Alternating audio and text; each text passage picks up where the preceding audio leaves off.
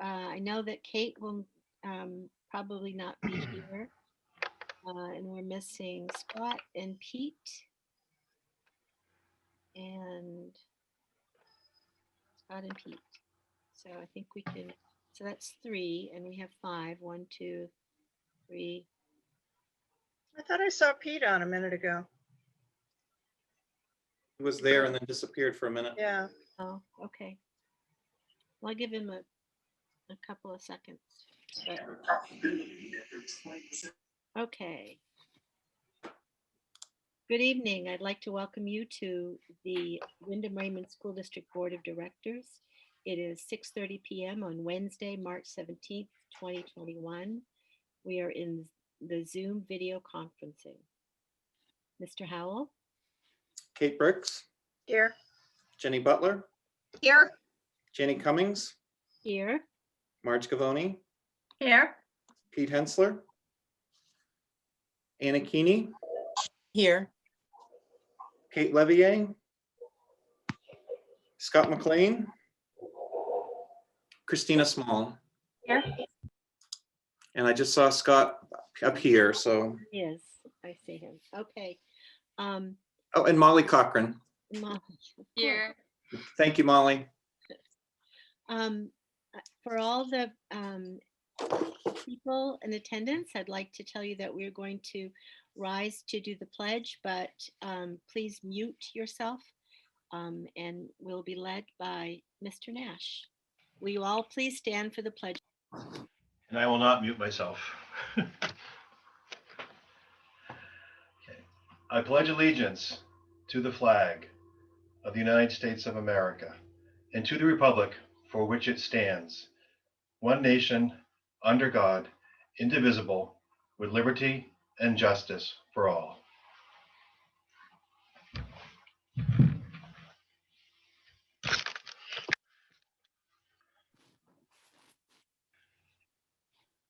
You're muted, Janny. My chair is getting away from me. Mr. Howell, are there any adjustments to the agenda? There aren't any adjustments tonight. Okay, thank you. It's now an opportunity for public input, which is when the public can comment on items which are not on the agenda. And I know Al Potter has something to say. Yes, I have a quick thing. I just wanted to remind everyone that this Sunday on the 21st from 10 a.m. to 2 p.m., the Wyndham High School class of 2023 will be hosting a bottle drive. So if anybody would like to come support us, you can bring your returnables, and students with masks and gloves will take the returnables out of your car, and that will just give us some fundraising for prom and senior events. Thank you. Anyone else have a comment? All right. Thanks. It's now time to do the A-Team cost centers, and we'll start with Mr. Crockett from Jordan Small Middle School. Thank you, Janny. It's nice to have this annual opportunity. I do really like Pete's background. That is, I need to figure that out. How to do that. Thanks, Randy. So I'm assuming you've been starting with the cover sheets. Is that accurate? Yes. The version I have is version 4, and I believe you now have a version 5. Is that also accurate? No. Don't have version 5 will be coming out next week. Okay, so there is one adjustment that will be part of version 5. If you look down on my cover sheet under music, and you see 1.2 for the current year, and you see 1.4 for next year, there is not going to be a change. It will be 1.2 again. Okay. That additional music staffing is in a different building, so it's a bit of a shuffle to match them all up, but I think we now have it. So I have no increases in staffing at all. Right. It should be 18.2, just like it is this year. Which, I mean, of course, will affect a little bit the percent increase at the top, but I'm sure there's other things in before it all washes out. Does anyone have any questions about my cover sheet before I go into my budget request packet? Mrs. I Britt?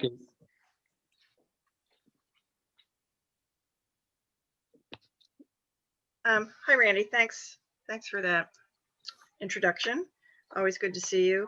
good to see you. Did you, grade 7, did you mention currently it's 2.5 and on my, maybe it's different on version 5, but I have 2 teachers, so it's a reduction for grade 7.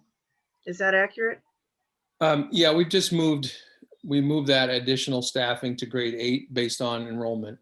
So Okay. this is the annual adjustment kind of do. And it just to refresh people's memory, I actually have a full-time staff member who's partly in Christine's budget. The standard, he's half-time standards-based teacher, and it's a half-time regular ed. So it's a couple classes of math and then interventions. And so that's paid out of 2 different budgets. It's one person, but they're divided out that way. And the predominance of the regular ed, so to speak, or the classroom part of that is in the 7-8 team.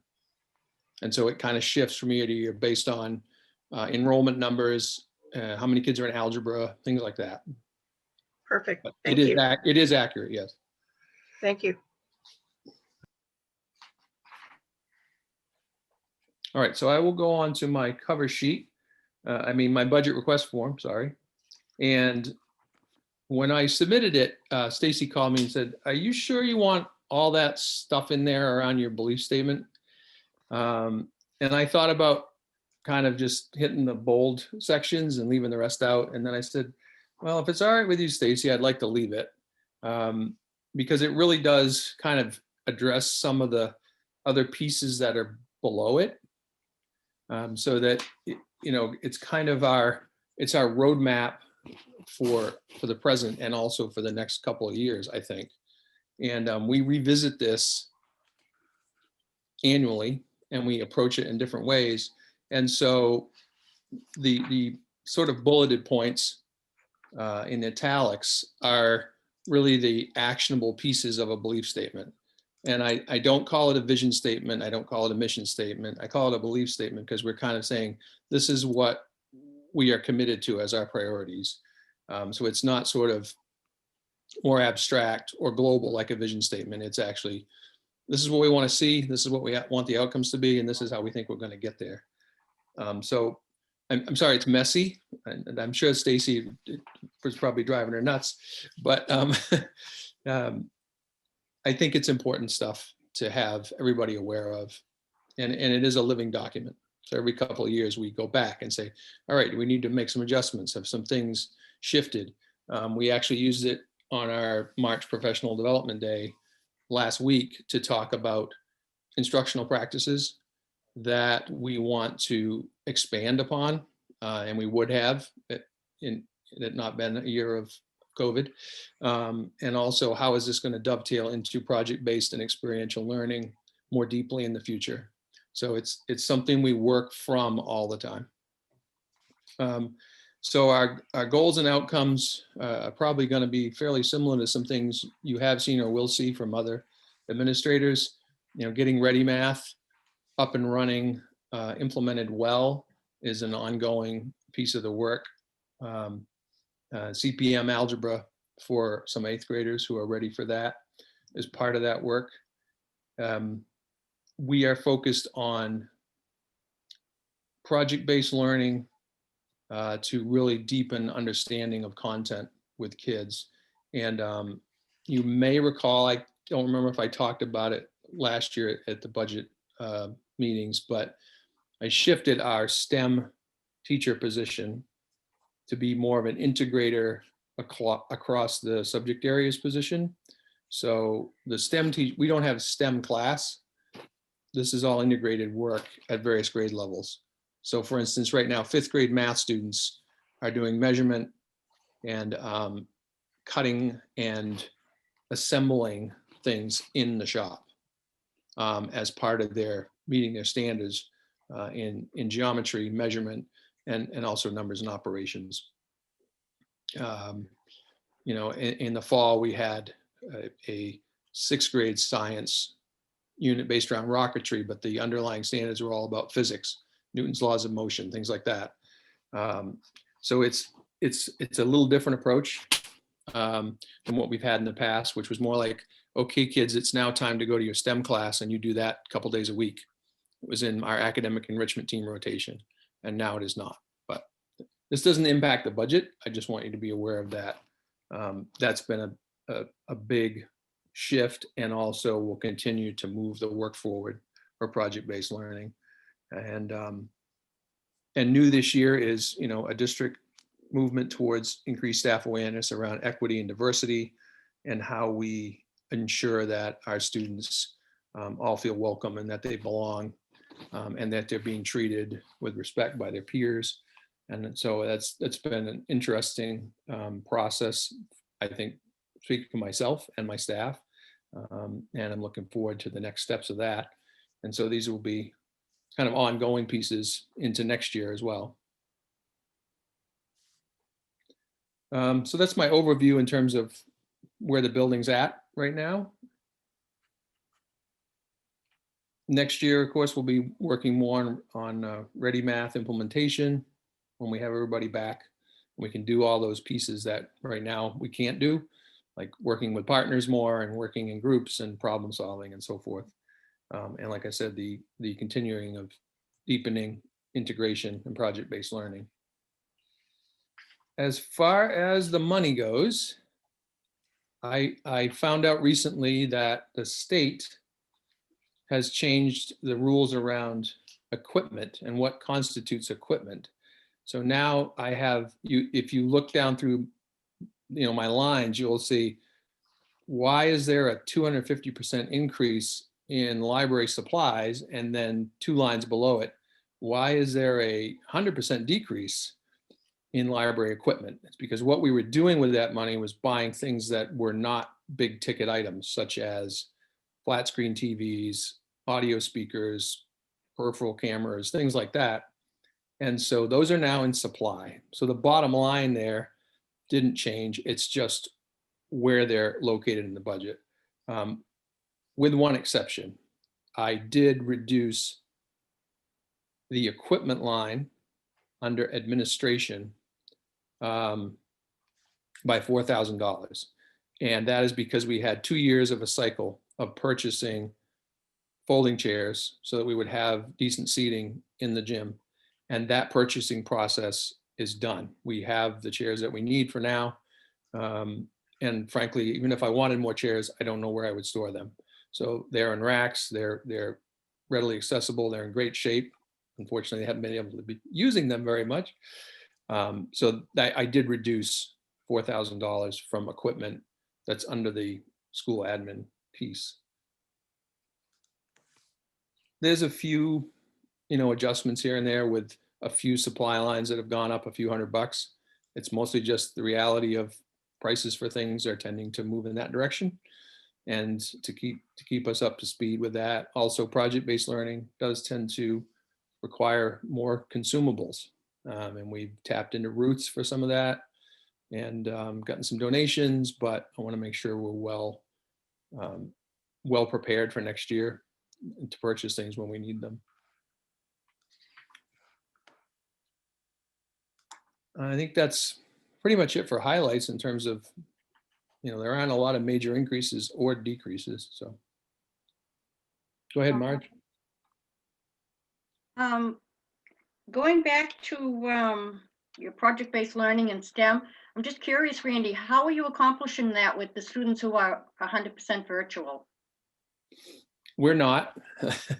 They have access to lessons, and they have access to, like during the closure, kids were interacting with that teacher, online, but we are not really able to do that. We can give them ideas, but it's just like art.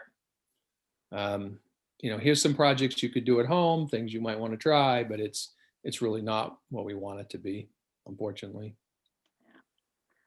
I appreciate all you're doing anyway. I know you guys are trying awfully hard to make this a really enriching time for the kids, and I get it. Thank you. No problem. Anyone else? Thank you, Randy. I know although it's wonderful for you to come and see us, it's always it's always hard to come at budget time.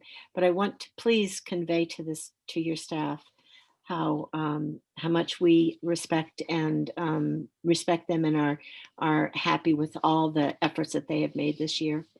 Thanks a I will lot. do that tomorrow. Thank you. Thank you. Okay, now is Beth Peavy. Hi, welcome and happy St. Patrick's Day to everybody. Hope you all ate your corned beef dinner tonight or this past weekend. I'm going to start first with our the school mission and the goals. So last year we worked on our RES community vision and we pretty much finalized it right before COVID. So I will have to say that going into next year and when we have our new strategic plan, we're going to need to revisit this to see if it aligns and to see if staff have a different lens as far as revamping or adding or tweaking our vision statement to align with our strategic plan. Our goals this year have really been around social emotional learning and having our students come back and supporting our students that are in remote learning as well. So this year, my school counselor, her focus was more to provide lessons to all grade levels ongoing weekly. She has adapted the Mindful Schools program lessons, and she goes into the classrooms pre-K through 4th grade and provides those lessons for students. We have also provided professional development training this year on a program called We Thinkers. So it has more of the common language such as whole body listening, group plan, so that it's consistent at the tier 1 level, which is the classroom, and how staff are engaging with students to redirect and engage them in their learning. And so it's more consistent across the school instead of in pockets. So there's been a bigger focus in those areas. Also with the social emotional learning, we've had students with that didn't normally have anxiety that have developed those, anxieties and worries about coming to school with, days coming to school and a day home, and just the structure is very difficult for them at times. And we have kids that verbalize all the time they're worried about getting someone sick or getting someone sick in their family. So for some students that have a difficult time transitioning in the morning, I have to say with our, I've taken our support staff and their hours are Monday through Thursday, so they are here the entire day. They assist with welcoming students into the building and saying goodbye to students, which I typically am not able to do because they're not full-time staff when we're here 5 days, but it's made a big difference for our kids that struggle daily to come to school, that they have an adult that helps transition them. So sometimes it's me, it depends who they connect with, but the anxiety is amazing within weeks to see the anxiety and the worries for kids decrease because they know they have a person that's their go-to person that will talk to them in the morning, and just see how they're doing and see what they need before they go to class. Because sometimes it's not going directly to class. It's just having a break, doing some mindful strategies, and then transitioning. And we have students that we do the same thing for exiting, leaving the day, checking in to see how their day was, especially if they're the students that go home and pick out the one area that might have been difficult in the day, and that's all they're communicating to their parent. So we talk about, so how was your day? What was the best part of your day? What will you want to tell mom or dad or your family members that you really enjoyed about today? So was it a thumbs up, sideways, or a down thumb? So I feel that social emotional pieces have been very important this year, and it's been something that I've since being here that I feel is important for our students, because when they're calm and not as worried, they're ready to learn. So we need to make sure that they can transition in and feel safe to be in their classroom and ready to learn. Other goals is definitely our math, and that's going to continue as well. So we've identified, it's challenging for the teachers to identify which lessons are key for those 2 days of instruction. Sometimes they're doing more than one lesson a day. But Christine Hessler made sure that Ready Math provided facilitators in each of our buildings training to help teachers with which lessons they should be looking for. So in 2 days, what lessons should you prioritize? And also working on the data with math and reading, the iReady assessment. We've been working on those pieces, and that's definitely going to continue next year. So for the data, we are just starting using the iReady assessment data protocol. So my PLCs, my teams are working piece by piece through the protocol for practice.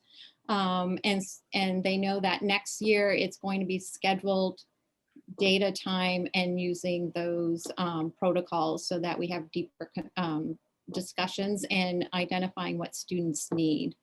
And so we did some of that work just the other day. And sometimes we think about identifying the kids that are struggling and the kids that need enrichment. But I had a group of teachers that looked at, wow, we have a lot of kids right there in the middle, that what can we do in numbers and operation to move them forward? That's in addition to what they do for math.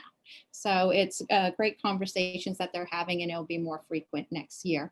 And definitely, you know, the district has provided 2 days of PD, wonderful PD opportunities for staff. I'm sure you've heard a lot of positive feedback on our equity, diversity, and inclusion work that we're doing. And so we are also beginning those processes as well in the building and having those conversations at staff meetings, watching videos, going into breakout sessions, and having those, you know, sometimes not comfortable conversations, but everybody's in a different place of understanding. So it's really nice to see people evolve, staff evolve in their thinking. And the more they're immersed in the reading, the conversations, and the work that we do, it will bring them in a different place by next year. And it will align with our draft strategic plan that we have right now.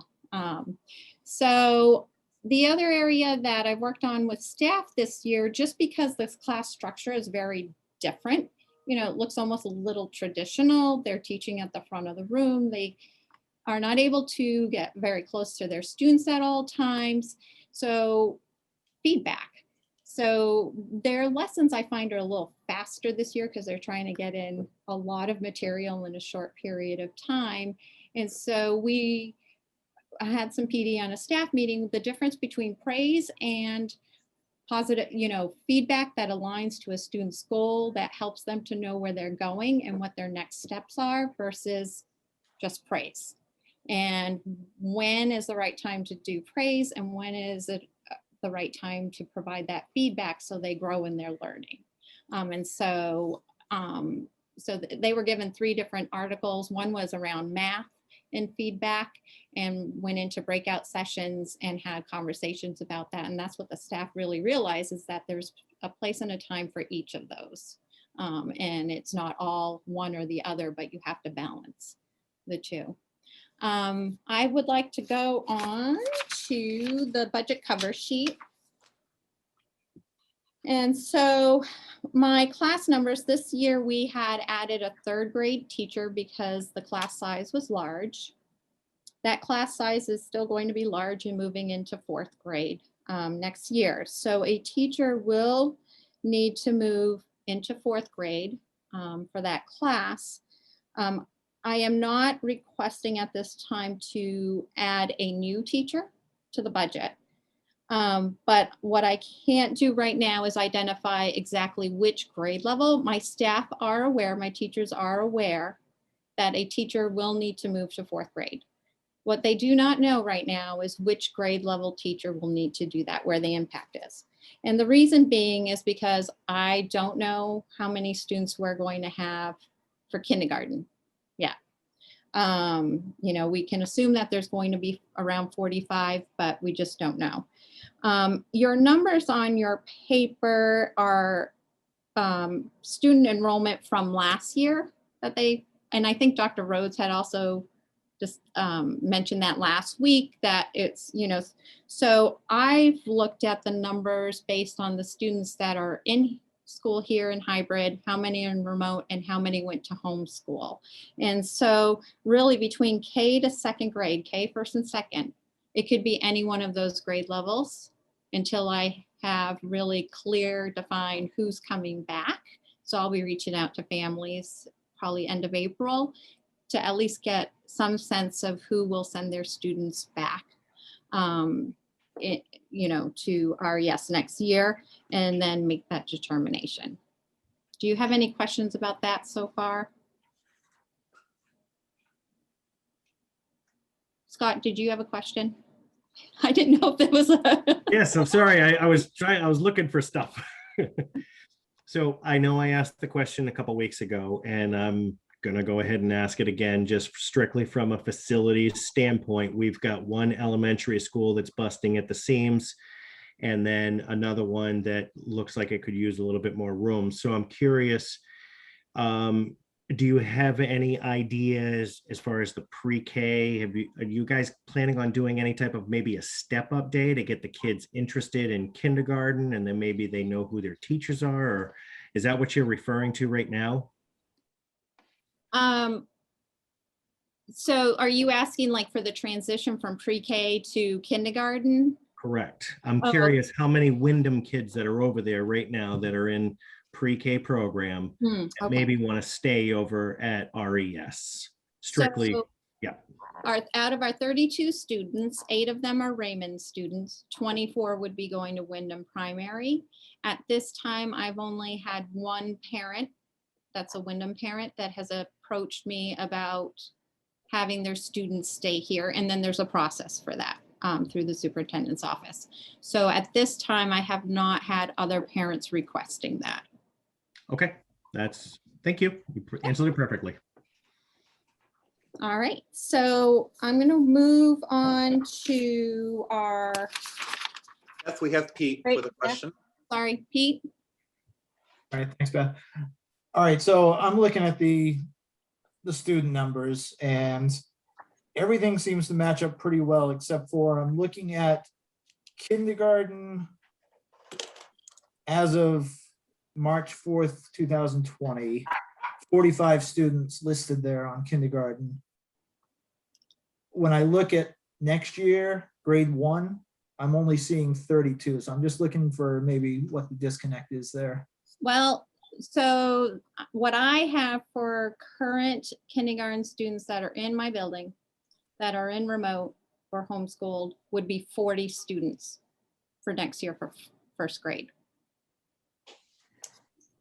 All right, so this 32 on the right-hand column is not updated. That should be 40. Well, they're basing the numbers, they use the numbers from last year enrollment purposes. And Chris can talk to you a little bit more about when. Mine says 41. Mine does too. I think, Pete, there was one updated cover sheet and you may not have made your book. Oh, I'm the lucky one. You were the overachiever that picked up extra early. Yes. Yeah, mine says, Well, I mine guess says, it's mine says, 32, so. mine says 32, so I think I'm with Pete. I think the people who picked up their books early, that correction did not make it. all right, well, that explains it. Thank you. Right. I'm going in the dark here. All right, so for the budget request, the only request that I am asking for our building is to add an ed tech to our building. Currently, over the years, our numbers have increased. We have increased the number of classrooms in the building as well. We have added a self-contained program. We added 2 pre-K classrooms, and we did add a 3rd grade this year. My ed tech supports have been stretched over the years with the increases to support lunch and recess duties. Also, to provide interventions for students. My ed techs right now, I only have one that's full-time, and the rest range in hours from 24 to 29 hours per week. So when you take out the multiple duties that they're doing, and then their lunch and their break, they're averaging around 3 to 4 hours a day where they can work with students. And that's if we don't need to place them somewhere to support a class. Also for next year with the added classes, my AEs or academic enrichment teachers will have a very tight schedule, and they have been in the past been able to support and help out at lunch or recess duty. But I've already planned out the schedule for next year to incorporate pre-K to at least have a couple of specials a week, and also for that added class. I will say coming into this year, because didn't really think ahead on that process, it would have been very challenging to get everyone in and have their specials and have coverage for lunch and recess if we were in our regular 5 days a week. Also, my support staff are primarily Ed Tech 3, so they are able to plan and prepare for working with students.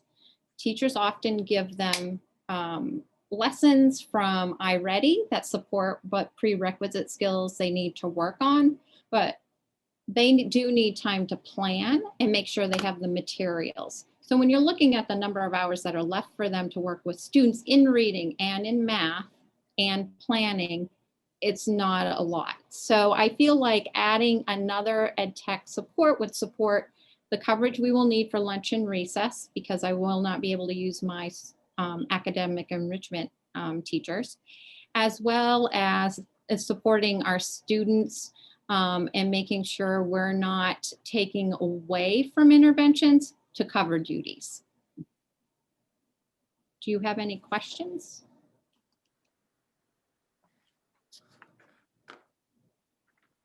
Okay, Marge? Okay, I hate to ask these because it's so confusing, but how many of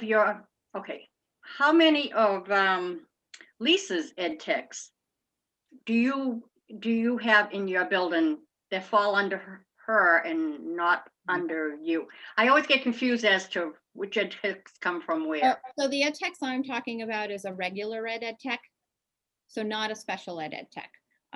They do not provide lunch and recess coverage. If they are either working with their students, and if they are at a lunch coverage or recess coverage, is because they are, because of the IEP, supporting students. So you don't have any noon aides, correctly? I have one person that works 16 hours a week, 4 hours, 4 times a week. That is a sub, they call it a sub or a support tech. So she does primary lunch and recess duty and less than an hour of support with kids or in the office. So she's my only one. Okay, I'm just trying to get all the titles and who does what where. It took me this is my 4th year. I'm just getting it under control. Thanks, Beth. You're welcome. Any other questions? All right, so on the white budget sheet, pre-K budget was moved from Christine Hessler's budget to RES. So that you will see is in my budget now. And the only increase is really the cost of piano repair tuning, which is not $50 a year. When the gentleman came this year, it was $150. So I thought we should probably adjust that so it reflects what it really costs. And that is it. Anything else? Somebody have a question? Okay, thank you. Well, my uncle was a piano tuner, so and he cost more than $50 a time. Please, as I said to Randy, of course, RES is near and dear to my heart, and thank all of your staff for the hard work they do every day, COVID or not, but especially in this time. Thank you. I I definitely will. They've worked very hard this year, but they do every year. They adjust. They're a great community. I'm happy to be here. So thanks, Beth. And now we'll have Tom Nash talking about adult ed. Well, good evening. Thank you for allowing us to be here to present to you and to the community. I do want to introduce a few of my staff that are also with us tonight. Stacia Dugas, who's our College Transitions and Career Pathways Coordinator. Kathy Giffray Renault, who is our Adult Basic Education Coordinator and lead teacher. And then DJ Lavasser, who's in charge of all of our marketing efforts and our enrichment programming. So what I'd like to do tonight is just quickly go through. You have a cover sheet, you have the budget request version 4, a one pager that we kind of pull it all together and summarize our expenditures and revenues. And then what was sent to you today, I hope you got it, was a 2-page data sheet that we put together comparing as best we could last year to this year. So I think I'd like to touch on that a little bit later on.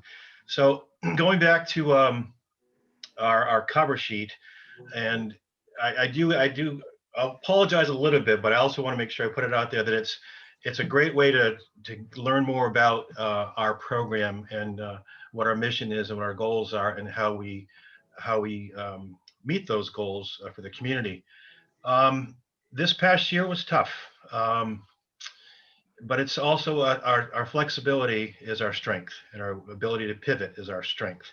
So what we did, we kind of redefined, restructured the way we work, and the way we supported our community of learners.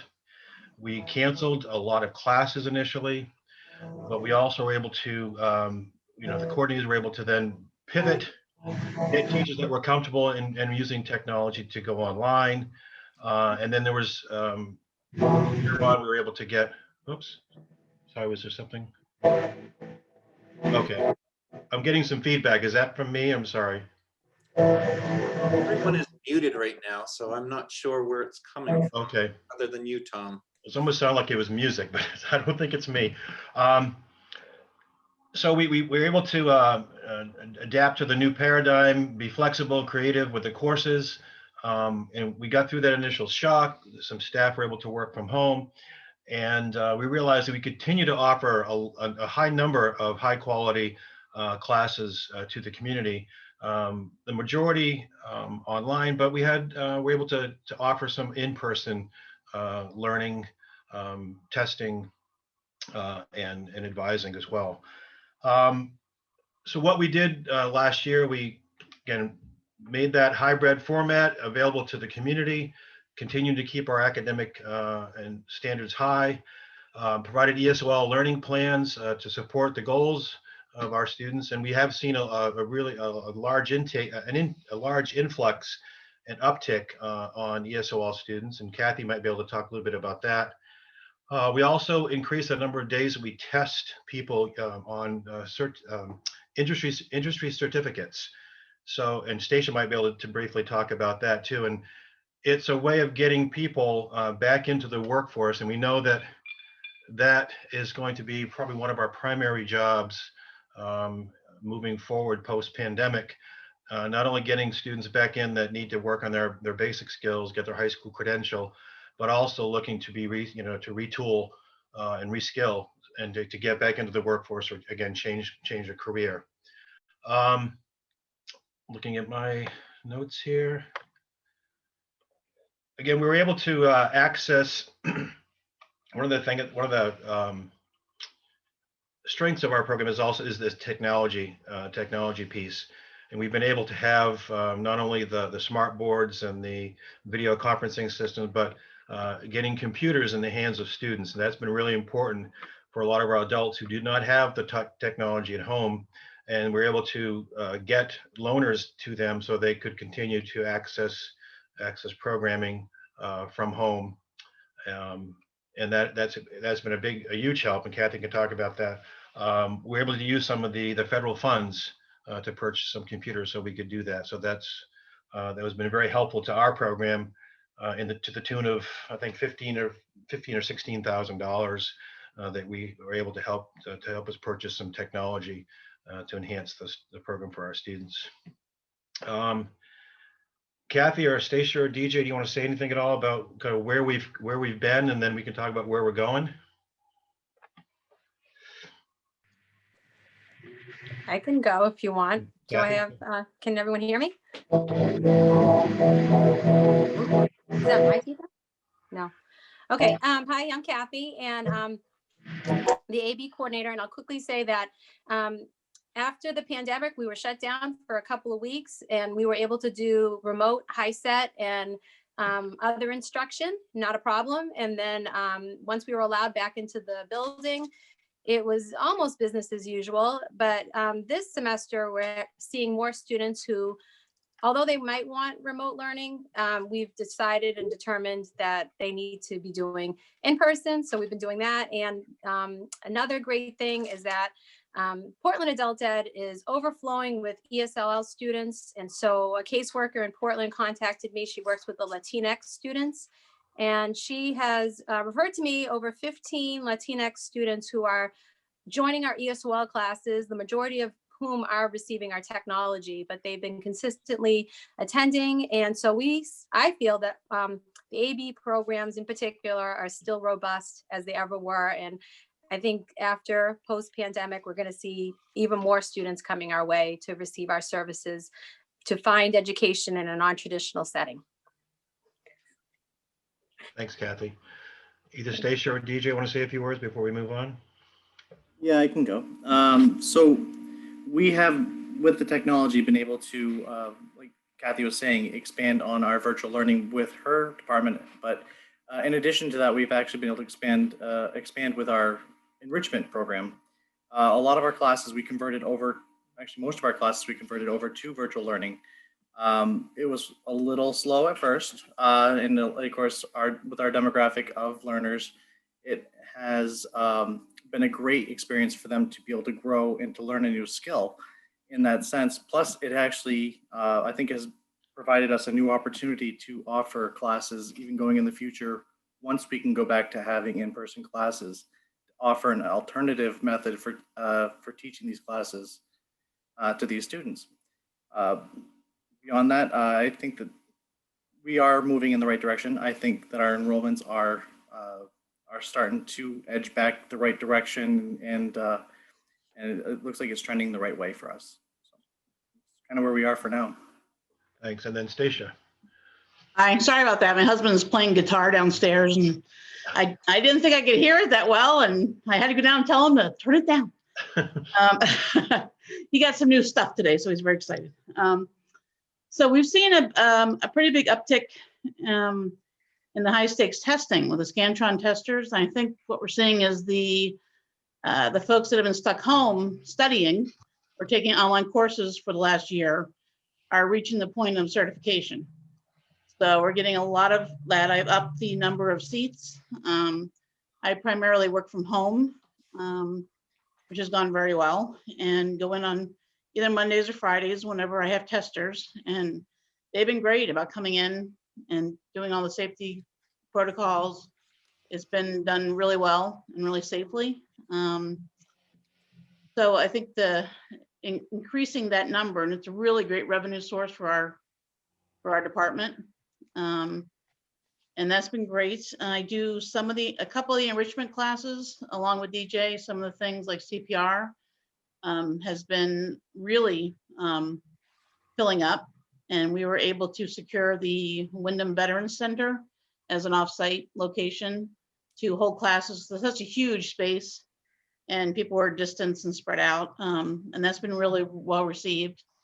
We've got a couple new things, forest therapy that's going to start up. It's outside, kayaking, paddleboarding. They're back again to do things. So that's been great. And then we've had some pretty good success. I started a new program last semester for a pharmacy technician, which is all online. And we had only one person last year, but it was a new program and it is more pricey. But this time we've had 4 people.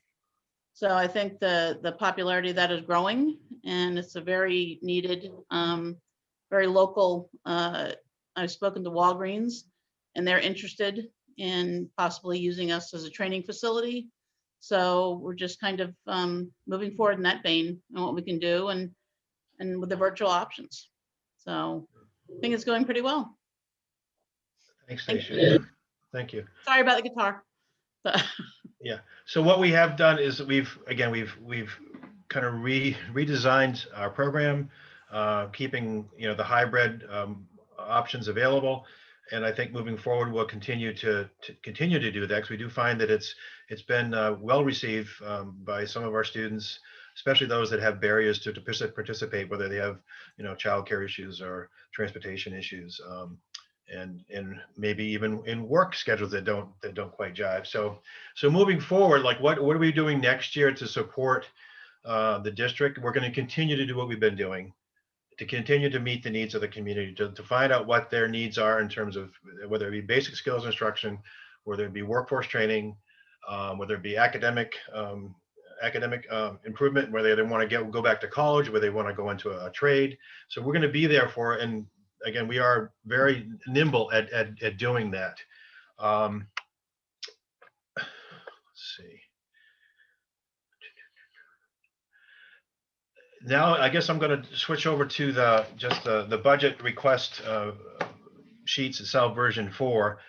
And for the most part, we don't have a lot of increases or decreases. We've kind of we've moved some things around from maybe one aspect of our program, from from general administration to instruction, realizing that's where more of the effort needs to be placed. So you might notice that there was a decrease in some of the coordinators, the administration salaries.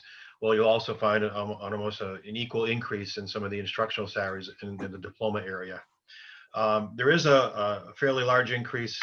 You might notice in some of the benefits, and I know that Chris wanted to address that really quickly. So, Chris, you wanted to say a couple of things about that? I'll just add to it, which is something a little bit new, is that whenever anyone changes benefits, especially in a small group or organization, it becomes very evident that you can see a big change versus one of our larger schools where changing of benefits by individuals isn't so noticeable. So with a change of benefits, that's where you're seeing the change reflected in the increase. Great. Okay, thank you, Chris.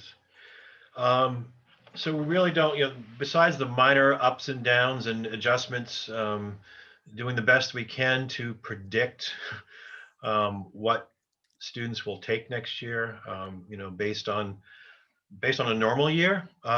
So that's the budget that we've presented to you with our best, our most scientific prediction as to what we'll have for expenses coming up in the future next year. That one pager that I gave to you, does anybody have any questions? I know we've been talking a lot here, but does anybody have any questions, or you want to just go into the one pager?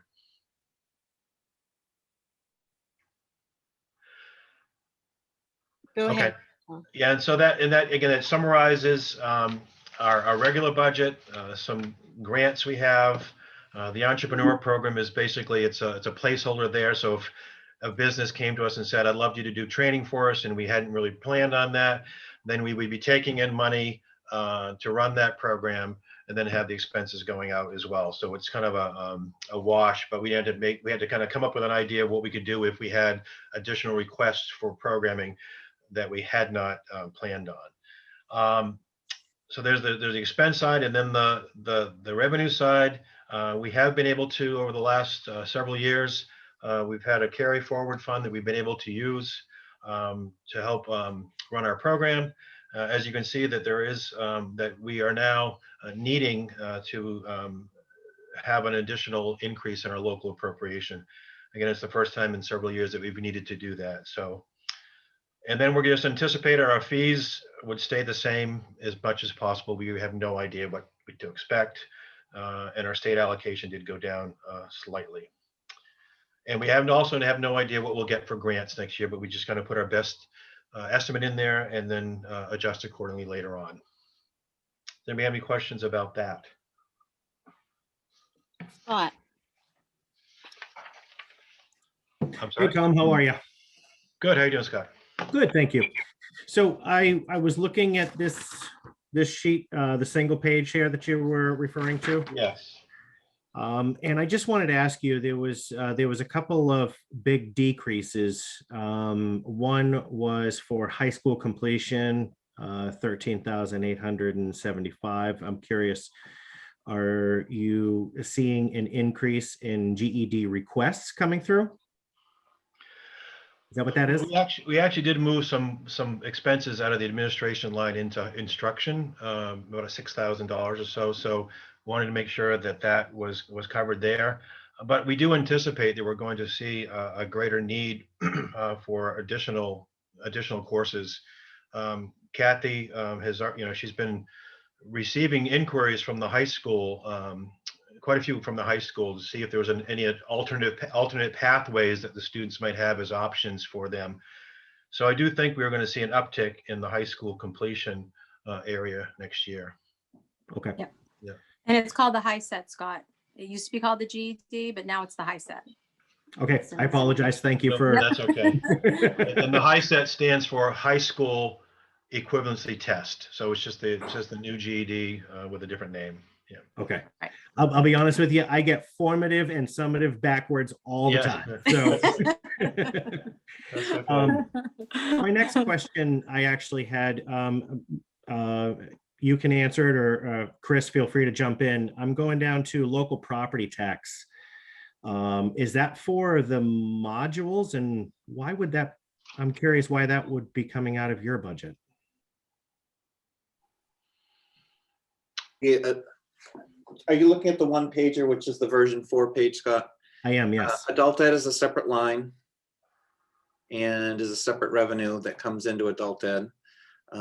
We have had the local appropriation to adult ed. I think it has been flat for at least 7 or 8 years. And a lot of that was coming out of carryover and grant funds that were existing in that program, and they've been spent down. And so that amount would be local property tax, which is in the cost sharing formula. So a percentage would be charged to Wyndham and a percentage would be charged to Raymond. Okay. But it has been at that 295,086 for as long as I can remember. Yeah. It's just the first time that I actually recall seeing local property tax at that level. You know what I mean? Does Beth have local property tax or any other school? So I'm curious. This is a revenue source, Yeah, that's a revenue source. Yeah. not an expenditure. Right. Thank you, Pete. Sorry. That's okay. But it is, but just so that everyone's clear, adult ed exists as a separate article and as a separate component of the budget. And unfortunately, our budget is so small. If you see a large percentage increase, it doesn't always translate to a very large dollar increase, but that percentage kind of stands out. But it does. Again, it's the first time we've needed that in several years, so we're hoping that the support will be there so that we can continue to do the programming that we do. And then the last thing I just want to bring to your attention, and I know I've got limited time here, but there was a 2-page data sheet that was sent out to you probably late this afternoon, but it really just was meant to kind of compare, where we were in the enrollments and some revenues to last year the best we can, knowing that we still have a few months left in this year, and also to knowing that usually traditionally it's the next couple months where we start seeing an uptick in students wanting to get their high school diploma, whether it's diploma or the high set. They start realizing that it's the end of the school year is coming, and maybe they want to go to college next year, or they want to do something different. Some of their friends are graduating and they want to do it too. So we do expect to see an uptick there. But if you have that in front of you, if you don't, I can just go through quickly that we had high set tests. Last year we gave up 109 tests. 103 people passed those tests, which was amazing. Thank Kathy. That's kudos to you and your staff for preparing them so well. And That's so not people. Sorry, Tom. That's not people. 103. That's a batter number of tests. That's right. Yeah, number of Individual tests. Yeah. Sorry, Yeah, individual sorry. tests. So anyways, they took. Sorry, you're right. Thank you for correcting me. Yep. So they passed 103 times. So this time, individual tests taken. I'm sorry, I didn't read that correctly. So we'll see that upward in the hundreds by the end of the year. I would expect. Graduates, we're expecting to have similar amount of students graduating this year, which is great. ESWL students, you see the uptick there. Expecting more students to come to us. Kathy does the CASAS testing, which is the placement testing we're required to do by federal government. AccuPlacer is students that are looking to go on to college. Then the high stakes testing, I think that's what Stacia was talking about. We had 39 people that have already tested from July to present, and that number is, she's booked right now, I think up for the next couple of months, testing people. The big hit we've taken obviously is enrichment. You look at that, we probably brought about $9,000 in revenue, and last year at this time we had 45,000. But that $45,000 in revenue helps to pays for the teachers that teach those classes, and probably about 10% of that is profit. So we're not having the teachers, we're not running the classes this year either. So we don't have, so you wouldn't have expected to see, we have $9,000 of revenue, but we probably have about $8,000 of expenses for those classes. And then you see the workforce training that they're neck and neck compared to last year. So I think we're doing okay. We've managed to get to this point and keep everybody safe and happy, and we're looking forward to what the future brings. Any questions?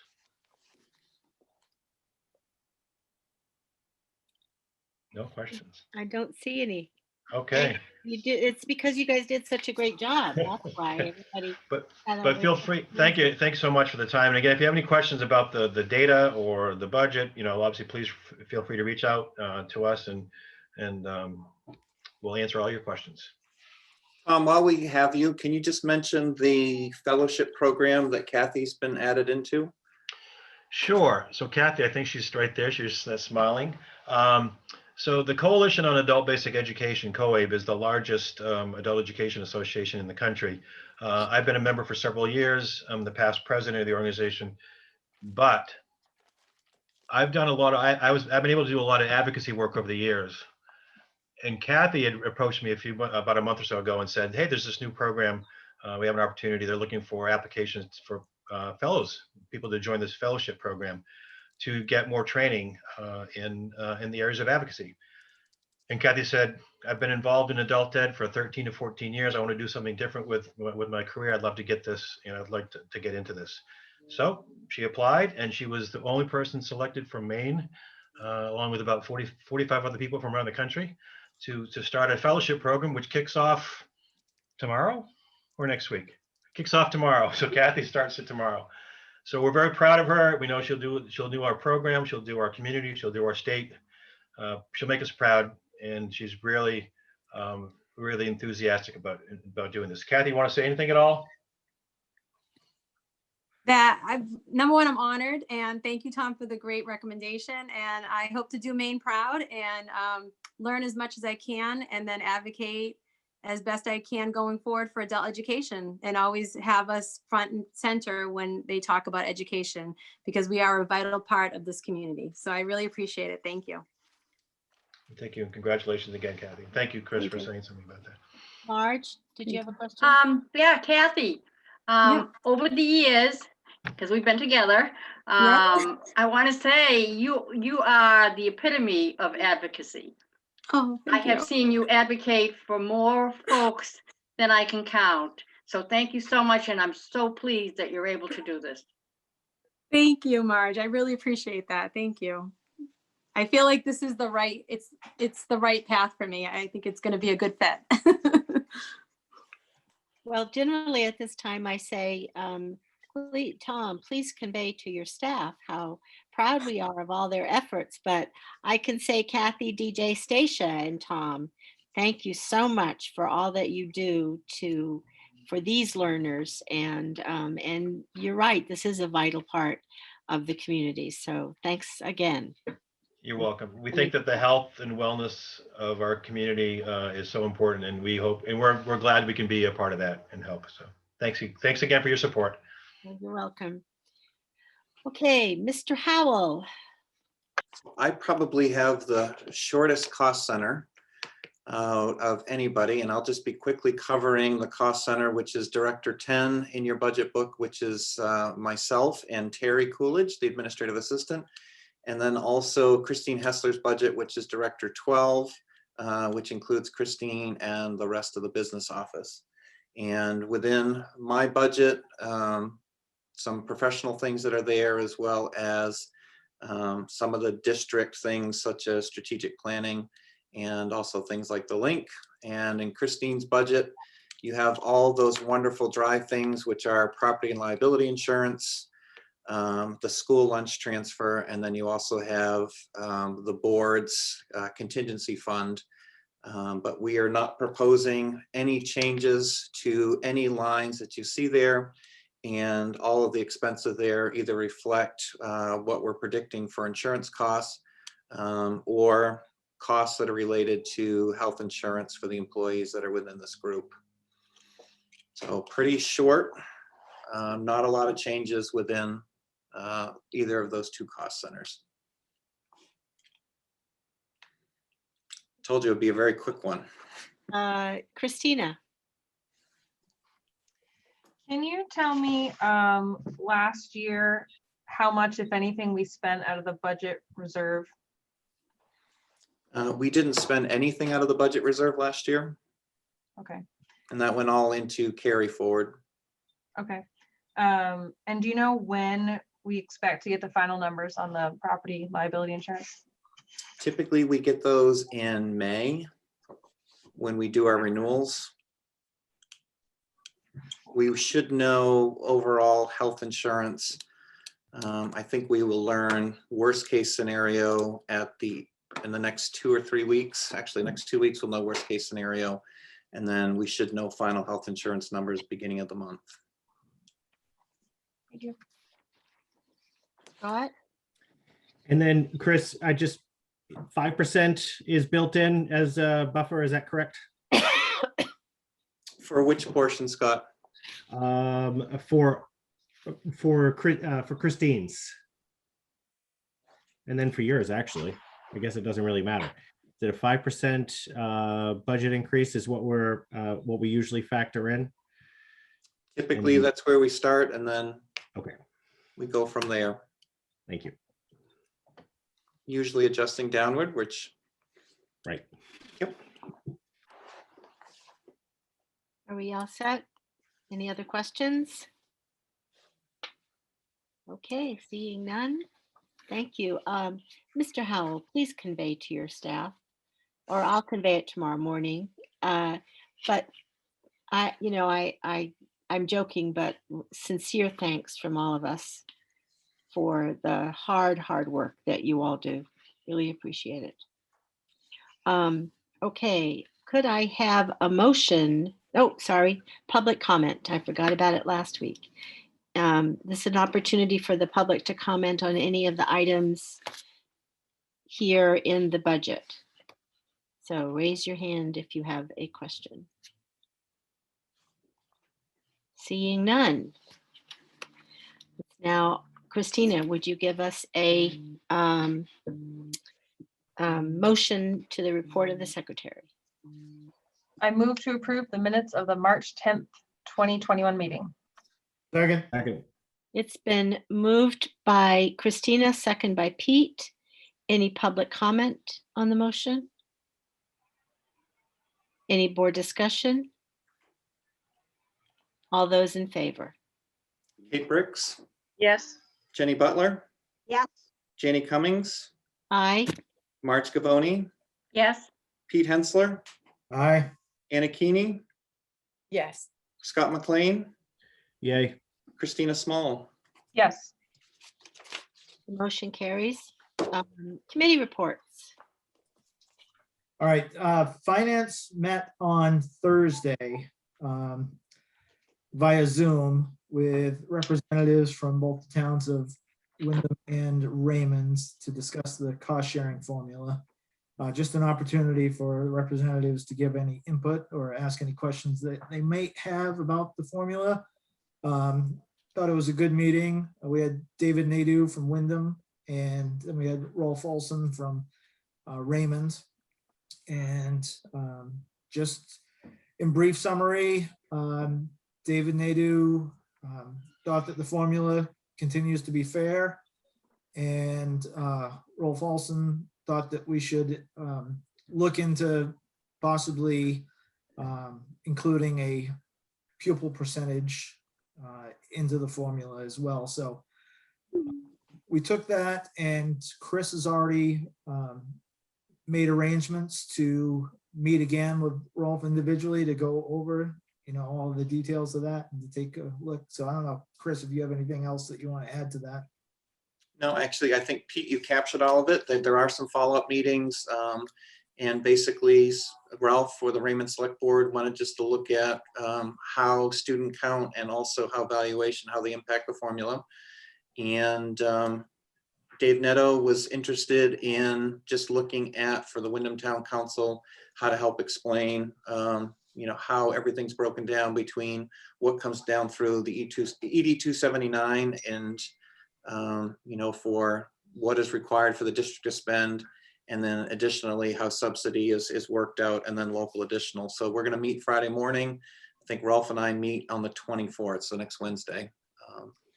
Yeah, and just along that, I mean, the thing that was brought up was just the importance of educating people on the fact that the cost sharing formula only applies to a portion of the budget. It doesn't apply to the entire budget. It applies to the, anything that exceeds the EPS, as well as the adult education. So just making sure that we get that message out.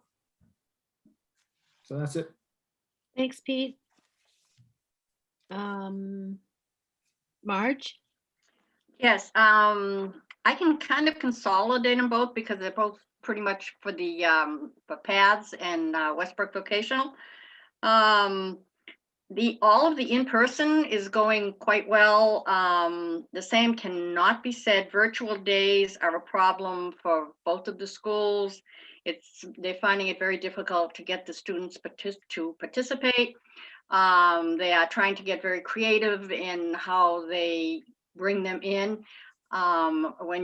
It's understandable because kids who are virtual, you're talking about schools where most of your stuff is hands-on. So it's very difficult for those kids to do that virtually, but they are working on it. The students are still pursuing in Westbrook, the kids that are going for their CNAs and EMTs, they're still going to their clinical sites. They happen to use Gorham House, CASA, and Maine Adaptive. They're also looking at being able to be trained to go out to give shots when needed. They have both. And the other students they're still pursuing that. The kids for their driving, they're getting very creative as to how they enable the kids to be able to complete their classes. Both schools have asked that the sending schools try to promote their schools more on the sending schools websites. That was a request they put out to all of the sending schools. And our next meeting is a collective meeting. And it's something they've been working on. It's a CTE visioning report presentation that we'll be getting. And I'm going to have to defer to Chris here because I think this was something that was done with, I don't know if it was all of the superintendents or some of the superintendents that were part of that. Actually, Marge, it was a group of superintendents, our select group, and I think it included Gorham, Portland, South Portland, and I'm trying to remember one other one, maybe Westbrook. And we should have that report. I think you're right. Tomorrow we're going to start to see some things from it. And also the state has been working on some new updates for some of their grants. And Dwight, and I can't remember Dwight's last name, who oversees all the vocational programs at the state level, CTE centers, has been helping with that as well. So it'll be interesting to see the report. And we have that meeting tomorrow morning. Yep. And if I would, if they're, depending on what the presentation looks like, I will see somehow if we can collect it and forward it to the rest of the board members. Thanks, Marge. Scott? So I was pleasantly surprised when I read Chris's superintendent notes. I believe it was last Wednesday morning, facilities met. Chris had called me a couple of days prior to let me know about the project that the town is proposing. I don't know if you've had a chance to take a look at the superintendent notes. I'm sure maybe Chris will talk about that a little bit. So if you are, then honestly, the mic is yours. I can, when I do I have actually one of the items, and I have the diagram, and you're right, this project is moving a little faster than I think all of us thought that it would happen. But we'll make sure that there are any other committee reports, and then I'll jump into that. That sounds good. Thank you. Policy, no, and policy. Did you want to say something? Policies meeting Tuesday. We're going to be finalizing the revision to the immunization policy and taking a look at the graduation policy. So we will be getting back to you on that. Thank you. Don't have anything to report for curriculum. So, Mr. Howell, would you like to do your superintendent? Yep. So I have a little bit of a longer report tonight. There's a couple important things that I want to share. So, but first of all, I'm going to go ahead and share my screen. And I'm going to share a diagram, and I hope everyone can see that. And whether or not you're at home, you know, at some point in the near future, we'll be looking to do a full board presentation to bring the board up to speed. So what you see in your picture, and I'm going to start, and if you can see my cursor, this is the existing Manchester school. And for those of you who are familiar with the Manchester campus, there's an existing softball, baseball field, Little League field here. And then in addition, there is a utility field. This section is the leach field for the Manchester school. And for those of you familiar with that property, if you drive over by where the church has their property, there is a set of woods that then abuts the Manchester property. There was initially a ball field project that was designed for this location in 1998. And at that time, Sue Gendron, who was superintendent, was looking to do a possibility of a large playing field, which is now those woods. In addition, a baseball diamond, softball diamond, and there was actually one more iteration of this drawing that had softball on one field and baseball over here by where there's a basketball court and also where the town has done flooding. In addition to this project, there was hope at the time to actually bring in an access road that went out to 115. And if you ever drive on 115 and it's probably a quarter of a mile from Booty's Corner from the stoplight, there's actually a curb cut. And you can see where there's a swath of property that goes up and through. We initially had a conversation with the town about this project, and it was at the time where there's a group now looking at a possible bypass up in North Windham. And through this project, the town became aware that these were once designed to be ball fields. And through conversations that they've been having with community members, where there is there's a shortage in town of athletic fields and other things for community and recreation use, of whether or not we'd be interested in partnering with the town to actually make this project happen. And when I say partner, that the town would go and bond out the cost of this, would do the development of this project. The partnership would be that RSU 14 would have these fields for physical education classes during the day, and in the afternoon they become play fields for the community, baseball, softball, to try to help fulfill that need that's been there for a long, long time. And so initially, I think we had that meeting back in January. I thought it might be a possibility coming up, and then I learned that it is in the town manager's budget, and that was public last night on the finance committee for the town of Windham. So we know that things are moving here quickly. We've asked, and I'm going to go ahead and stop sharing. We have asked our environmental engineers who have the original prints for this to start pulling project items and to do an update for us. And we'll start working with negotiating with the town, but also bringing to all of you, the full board, a full understanding of what is happening with this project, what it means for the RSU.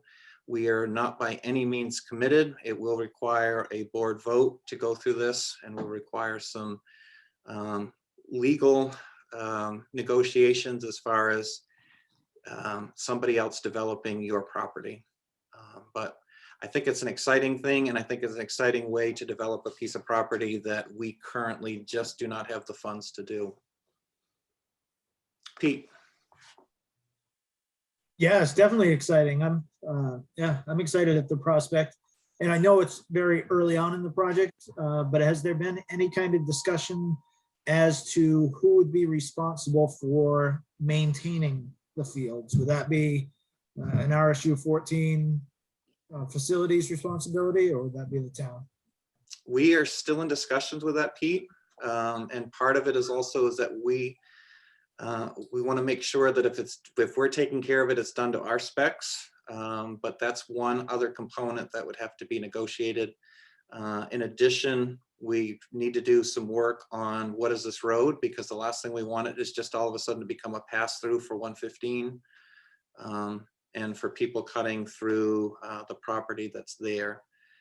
In speaking with the town and some of the traffic planners, I know the town would like it if we can phase out our driveway usage of 302 because of the impact that it has on morning traffic and afternoon traffic as they're looking at that entire 302 corridor. The project, I found the old paperwork and the old boards for it back when Sue Gendron had it. I think the initial project was about a $300,000 to $400,000 project, and the town manager's gotten a price, I think about 1.3 million to do this. So things have definitely increased. And the reason why it didn't happen back late 90s, early 2000s is that the hope was that this would be connected to the high school bond. And when overages started to come for ledge and other costs in the high school project, this project was shuttered and didn't happen. But we have a full set of drawings for it and all the different storyboards that you'd have for a public meeting. Christina? Oh, sorry. I was wondering, does the town have access to our athletic fields already after school hours? It's difficult for our recreation groups to get in. They do use some of our fields, but they typically have to schedule around all of our different teams that are then cycling through. So typically it would be Saturday, Sunday access, and some evening access. But they do have to work around us. I know the town is sorely, the need for ball fields and athletic fields and play fields other than what's on the high school campus has been identified as a real need. The one other question which I thought you might ask, which is if we ever decided to build something different at the existing Manchester property and we needed to include that, it would still not prevent us from building a school on that site because athletic fields, if that were the case, athletic fields would need to be reconfigured and probably the existing school would be either raised or moved and athletic fields could be moved over to the side. But just some things, and facilities was kind of surprised, but for most of the church parking lot that's up there, that's actually belongs to the RSU. The access road that goes between the church and the meeting house, that belongs to the RSU. Even Sposito Road, which is on the far side of Manchester, it's a private road. The RSU actually has both sides of that road, that piece of property. So there's quite a bit of acreage there. You just don't see it. But next time you're on 115 on Tamberg Trail, take a look for that curb cut, and that's actually where the road would come out.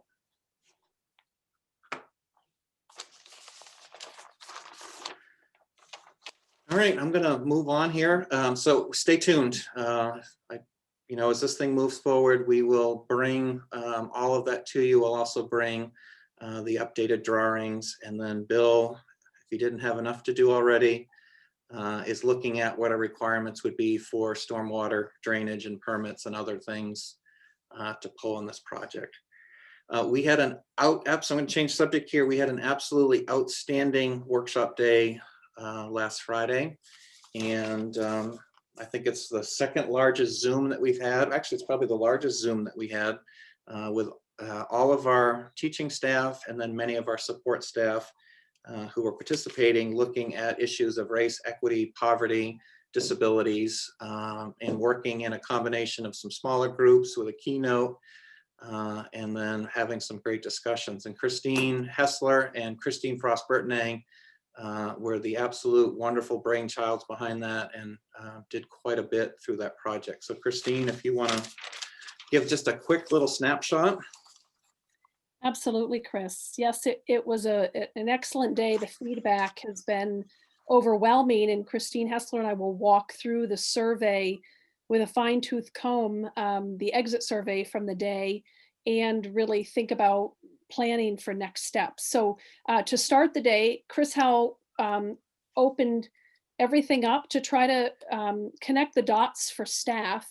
So they saw the connection between the work that was done in October and the day ahead as they were preparing for the day. In addition, we wanted to make sure they saw explicit connections with the strategic planning work that has been going on for over a year now.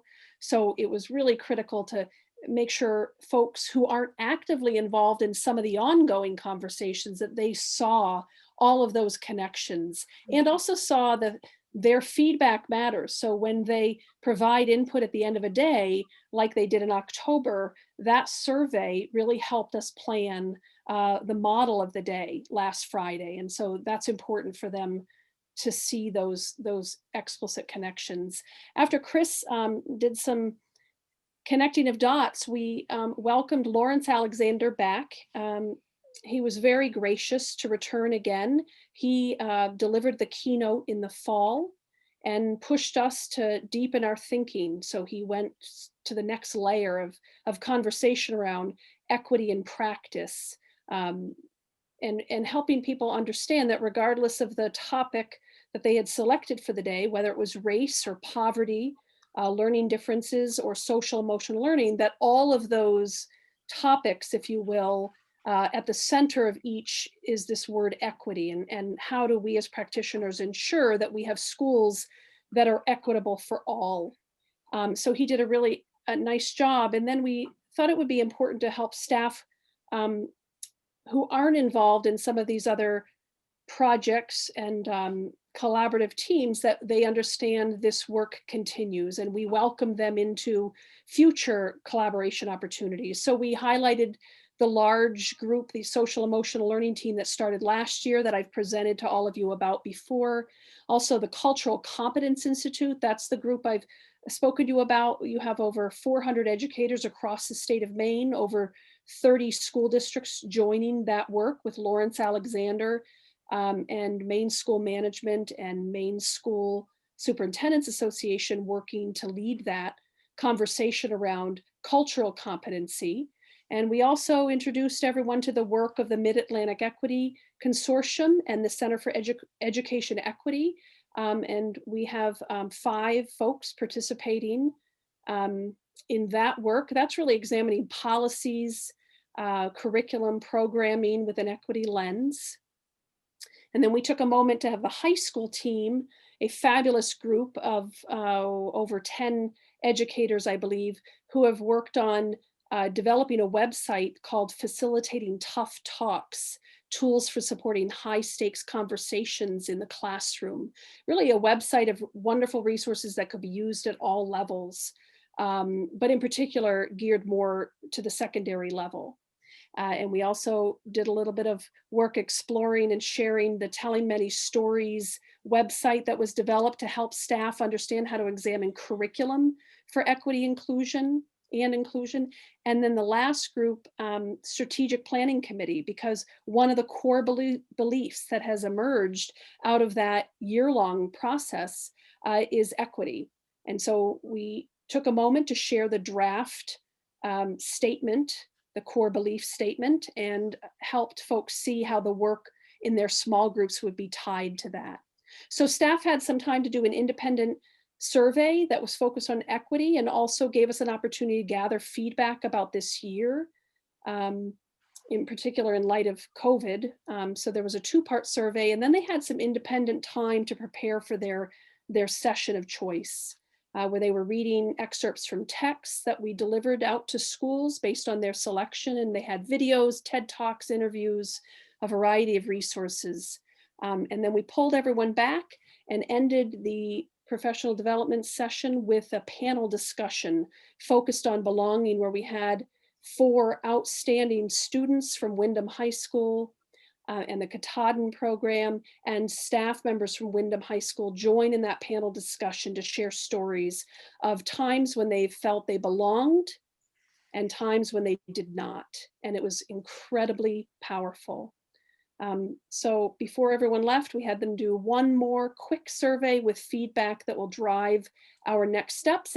And we really wrote it in a way that we were looking for actionable steps, ideas from staff that can inform our strategic planning as we work in that group on specific measurable goals moving forward. So it was a great day. I could go on, but I won't. And thank you, Chris, for the moment to talk a little about it.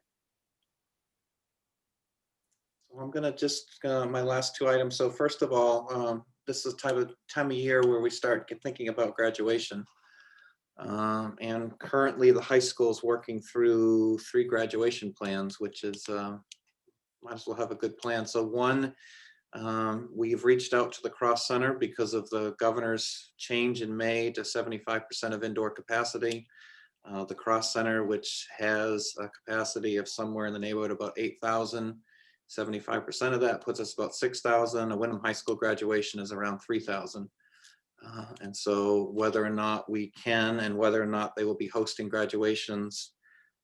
So it is our hope that that is a possibility and that we can return to the traditional graduation spot. If not, we are also looking at the possibility of Rock Row and doing a drive-in graduation where Rock Row can do a couple cars for families and can actually, we can do some live diplomas, and then also looking at the possibility of, because we'll be able to go, I think, to 100% outdoor capacity at that point, of having something within our stadium with all the different social distancing guidelines. So 3 possible plans, all of which right now are dependent upon where cases go and what happens within the community. So, you know, we're hopeful that things may continue to improve.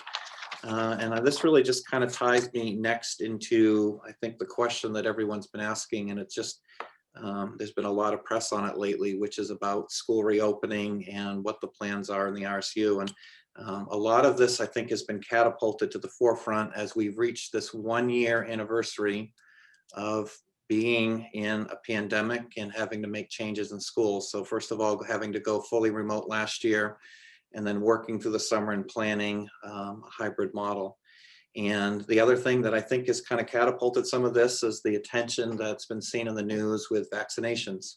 And vaccinations where being able to be opened up to educators and those opportunities that are happening with that. And we do have many of our educators now who are being vaccinated. And of course, that is a 2-step process in which you have multiple weeks that happen between shots. And, you know, we anticipate at this point that probably won't be till after April break when everyone's vaccination is actually where it needs to be.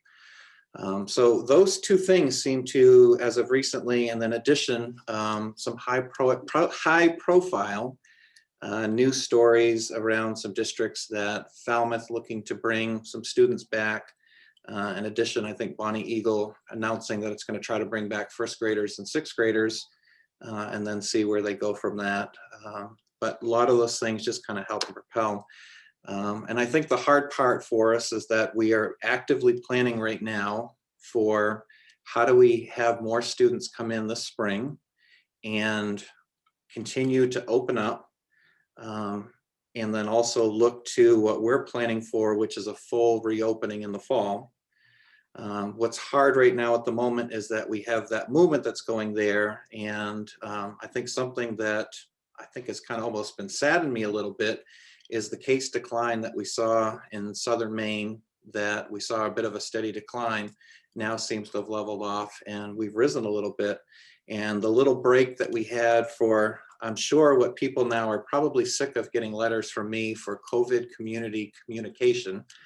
But I just tonight reported out on my 86th case in the district.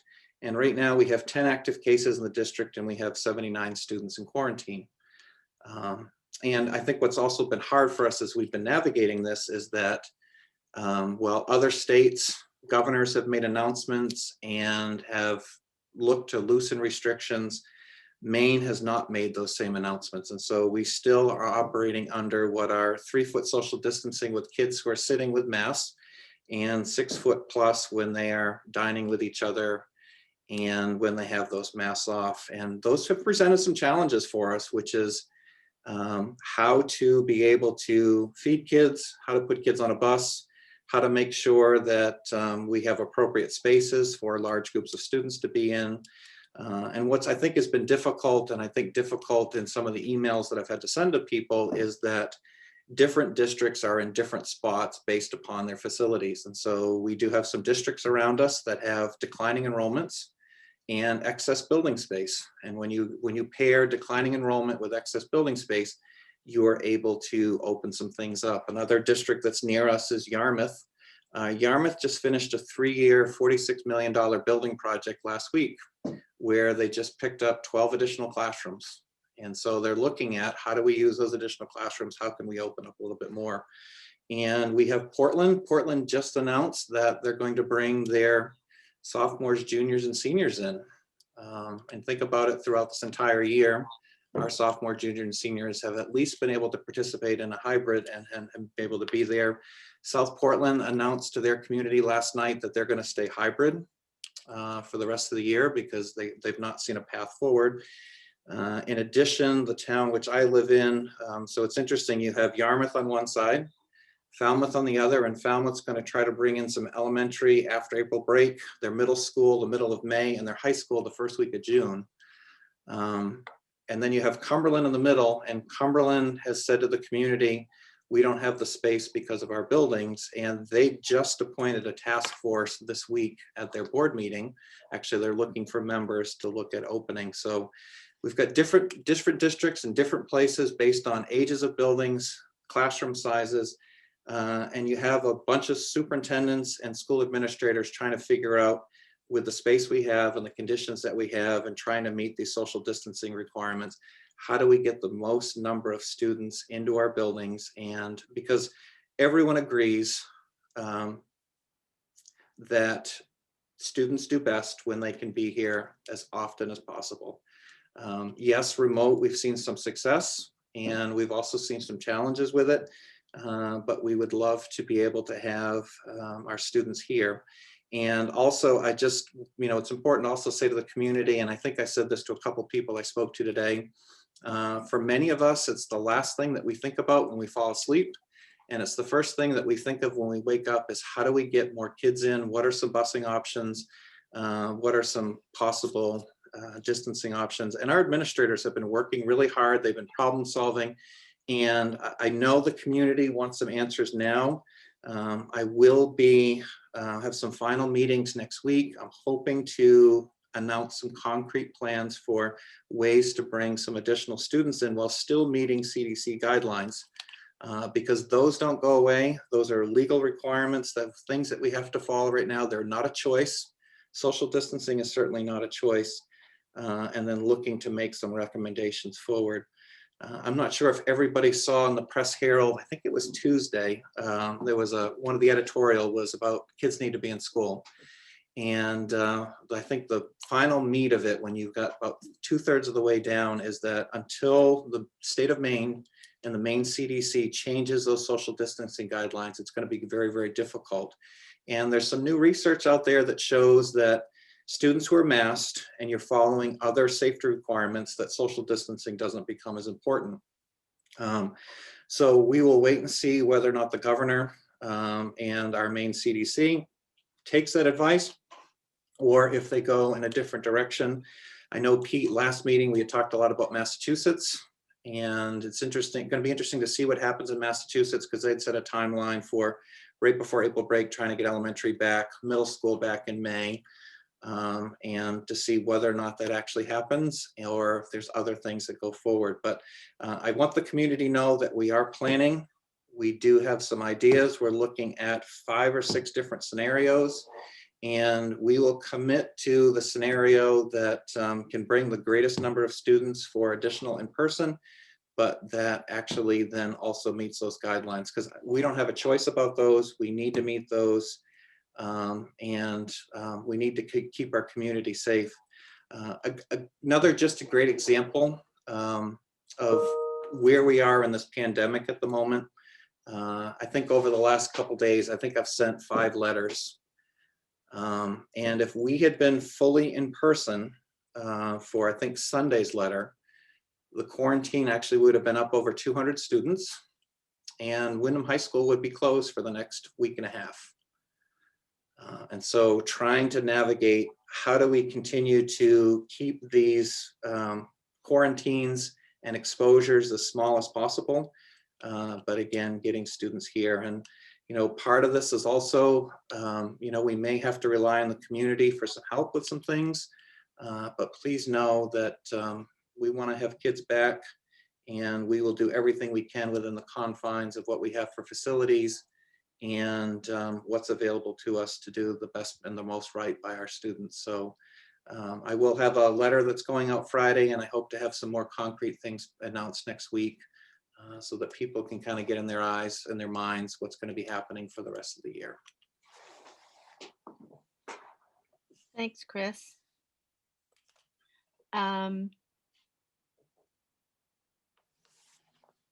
Okay.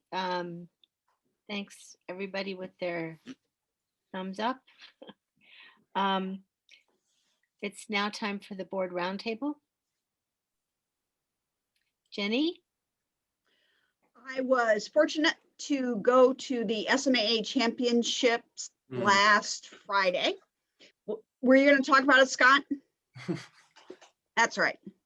Anyway, that was for the skiing championships up at Shawnee Peak. I have a season pass, so I'm up there often anyway. So darn, another excuse to go hang out at Shawnee Peak.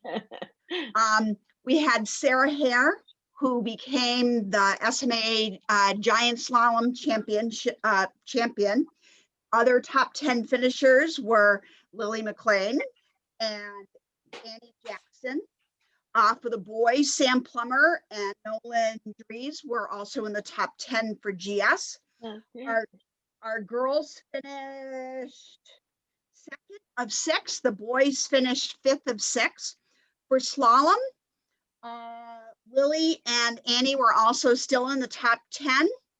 And overall for the SMA championships, the girls finished 2nd and the boys finished 4th out of 6. So great job. Yay. The team did a great job, and everybody social distance, and great thing about being outside and skiing, the weather was gorgeous. So great job all around and fun time. Thanks. Anybody else? Oh, Mrs. Briggs? Thanks. I participated in part of the staff day on Friday. I didn't participate, I attended. It was one of the blocks. I don't know how many pages of Zoom. I've never been on a Zoom that large. I think there were like 17, was there 17? More than that, 17 different pages of us. Wow. And y'all have to know what a fabulous day it was, and how great Christine put this together. It was probably the most impressive thing I've attended in a long time. And I have to say, I can't expound, they've already described the day to you, but the panel Y'all, we have some work to do. When I heard some of the testimony from some of our staff and what they experience, particularly in our high school, it would bring you to your knees. And it was so eye-opening to me that I was so grateful that I could participate in this. So I just want you to know that we have a lot of work to do in this event, in this category. And what a day, what a day. So thank you, Christine and Christine. I know y'all are going to be sharing more information about the outcomes with the survey. I just have to reiterate that panel discussion was unbelievable. It was truly unbelievable. So thank you. It was a great day. Thank you very much.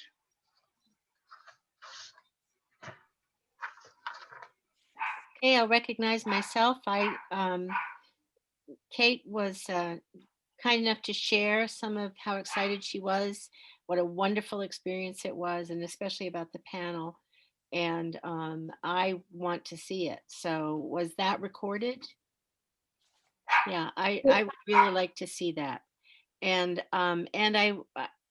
we have work to do, but we're on the path. And that's the recognition of that is the first step. So I'm glad that we are. Anyone else have anything to be round about? Okay. Thank you all for a very nice meeting and lots of information. And and who would like to give us a motion to adjourn? I move to adjourn the regular meeting. Second. It's been moved by Pete, second by Scott. All those in favor? Kate Bricks, Yes. Jettie Butler, Yes. Danny Cummings, Aye. Marge Gavoni, Yes. Pete Hensler, Aye. Anna Keeney, Yes. Scott McLean, Yay. and Christina Small. Yes. So have a wonderful night, everyone. See you next week.